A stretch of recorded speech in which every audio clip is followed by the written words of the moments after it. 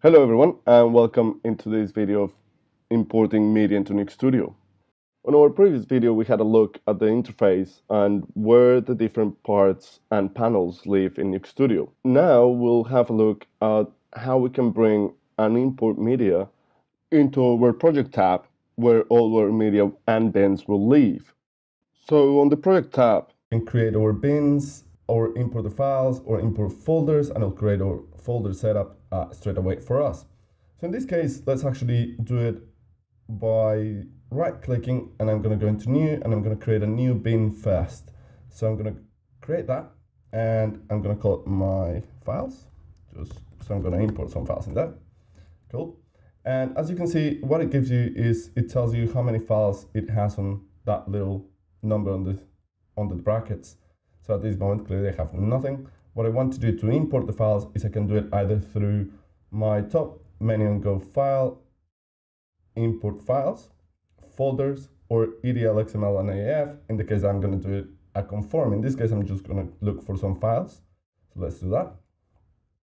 And my browser comes up. This is the Nuke browser, which is designed to actually go into folders with a lot of image sequences very quickly. That's what we want. Otherwise, we can use QuickTimes and so on. So I'm actually going to go into rushes, for example, and I'm going to import some files here very quickly. So I have a mob file there. I'm going to select it. What you can see is I get a thumbnail at the bottom. If you don't see that thumbnail, it's because this little arrow is closed. So if I close that arrow, there you are, I have no thumbnail. If I open that, I get my thumbnail, which I also can scrub around and see what that shot is about very easily. So then I can go and say open if I just want to open that file. But if I do next, I'll be able to go and find any other file that I'm looking for. So if let's say I'm going to go into this folder and I have another QuickTime here, I can select that one. I can go next and go and find something on a different folder. This time there's going to backgrounds, for example, and I'm going to go into here, select it, there you are. And this time here I have a sequence, an image sequence. So it's EXR, and it's showing me the padding of that sequence and from which frame to which frame I have. Now, it's showing it as a single sequence because this button here on the left-hand side is on, which shows a sequence. If I unclick that, now you see I'm seeing every single file separate. So bear in mind that if you try and select this and select a group of these guys, it's not going to bring them as a sequence. It's going to bring every single frame separately. If I have that on, select that, and now I can bring it as a whole sequence. So I'm going to say open, and now you can see how now I have my 3 files. Now, quite quickly, one of the things that you want to see is on the left-hand side here at the top is how we are looking at those files. Now it's thumbnails.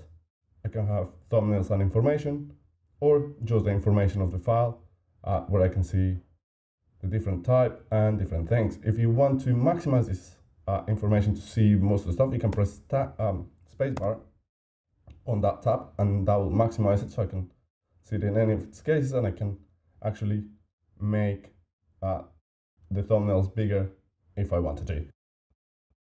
So that is importing files. Let's actually import some folders very quickly because I want to show you something else in here.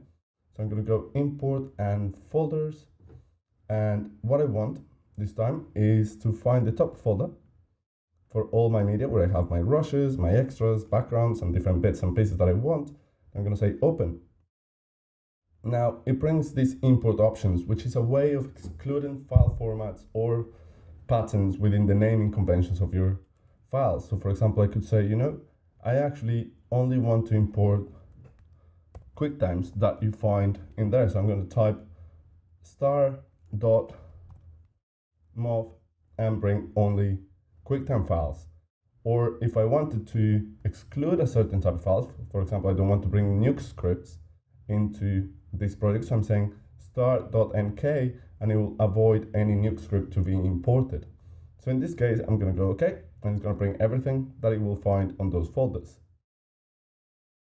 In the case that there is a file that is corrupted, or there is a codec that we don't have or anything, it will tell you that there is some files that couldn't be imported, and if you show details, it will show you which files. In this case, is a mob file that I know I don't have the codec for, and it won't come in. So I'm going to say OK. And now I have all my thumbnails here. I'm looking at the top. If I actually look at the bins, you can see that it actually created the folders exactly the same as it was on the file browser. So I have footage. Inside footage, I have background, extras, rushes. And then into each one, if I go into rushes, it has each folder for the rushes, has each folder for the background, and how that's going to get imported. All right. So there you are. That is how you can browse into the different folders, bring your footage, and start your editing or your project in Nuke Studio. Now in the next video, I'll be showing you how to do edits and create your timeline using the editorial workspace. So I'll see you there.